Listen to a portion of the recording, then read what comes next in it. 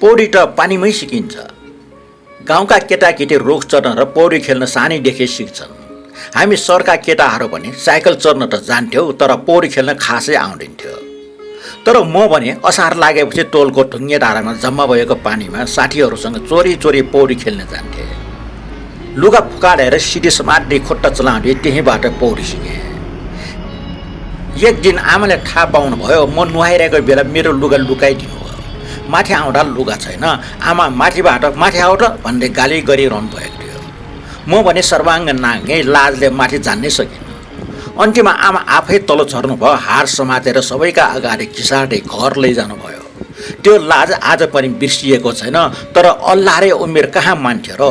पछि त स्कुलबाट भागेर साथीहरूसँग बागमतीको बारीमा समेत पौडी खेल्न पुग्थ्यौँ।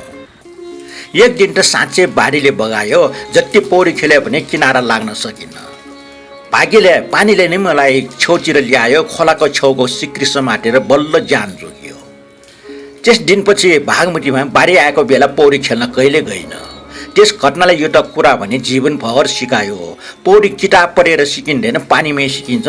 तर साहससँगै विवेक पनि उत्तिकै आवश्यक हुन्छ।